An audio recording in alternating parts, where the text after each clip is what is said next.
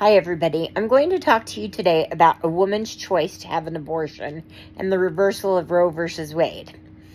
Basically, each state now has the decision on whether or not they will allow a woman to have an abortion, which is, in my opinion, unconstitutional because we're supposed to have the right to freedom, and that's not giving us freedom. A woman that was raped may not want to have a child. She may not have been ready for a child or something else. And yes, there's adoption and all that other stuff, but it's still 9 months that a woman would have to carry her baby in her womb. So that's my opinion. And I know for a fact, because I've been around people, and I did some research, that about 30 of the 50 states now, maybe even more by the time this is over, is legalizing, or not legalizing, making it illegal to have an abortion in their state. Meaning that some people have to go out of the country to Mexico, out of the state, like 3 states over, like this one girl did. She was 15 years old and got raped and did not want to have the baby. So she wanted to have an abortion. So she lives in a certain state and she had to go over 2 other states before she could get the abortion. And then they thought that that was wrong. And then they arrested her and it was a big news story. But however, she did get her right to choose, and that was all that was important. I think Roe versus Wade being overturned was the worst thing in the world. I mean, it's just not right. A woman should have a right to choose if she wants to have a baby or not. And I think that with the discussions that I've had and the research that I've done, a lot of people think that too. I want to make sure that everyone knows that you guys have a voice in this. And I want to tell you a little bit about the beginning of Roe versus Wade. It was basically the landmark case that made it abortion legal to the constitutional rights in the United States. And it was first argued in 1971, and it was decided in 1973. And the case examined whether U.S. Constitution recognizes a woman's right to end her pregnancy, and ultimately the Supreme Court voted 7-2, deciding that yes, abortion is a constitutional right.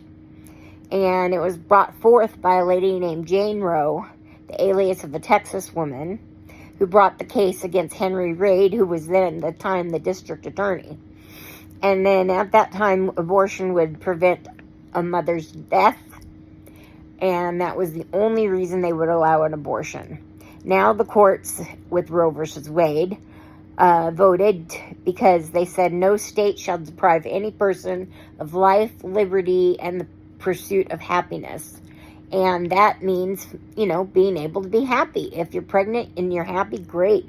But if you're pregnant and you don't want to have a baby, why should you have to have that baby? So basically, in the first trimester is what they said, an abortion can be regulated by the doctor and her choice.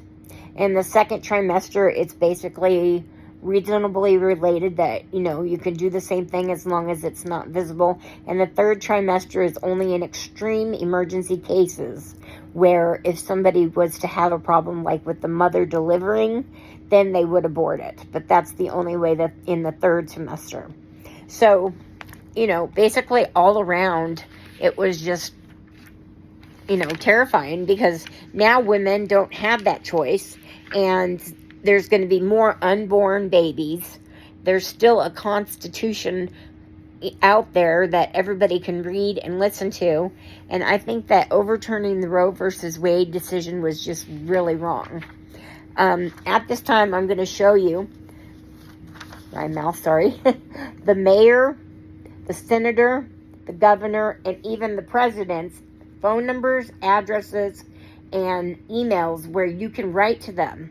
Give them your opinion. Tell them you're right. Because you have a right. You have a right to an abortion. You have a right to not have an abortion. It's your body as a woman. Men don't have to go through that. Men don't have to wear maxi pads all the time. Men don't have to do all that stuff. And I'm not blaming men. I'm just saying that it's not fair that all women should have no choice.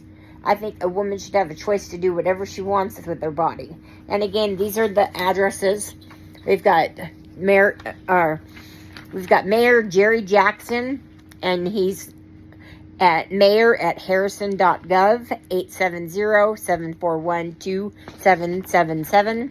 Senator Brian King, 501-682-5452, brian.king@senate.ar.gov. Then we have the governor of our state, Governor Sarah Huckabee Sanders. Her number is 501-682-2345. And of course, the president, Joe Biden. You can locate him at 1600 Pennsylvania Avenue, Northwest, Washington, D.C., 20500. And his number is 202-456-1111. And again, I want everybody to please vote and make your opinion count, because voting for a woman's right to have an abortion is what it should be. A woman should be able to make that decision, and her doctor. I can understand if there's something wrong with the child, but believe me, I think that it should be a woman's right. And in conclusion, I hope that you will take my advice and decide yes or no. Either way, please write or call and talk to somebody and tell them how you feel about abortion. Because whether you believe it or not, 1 or 2 votes could count. Thank you for your time.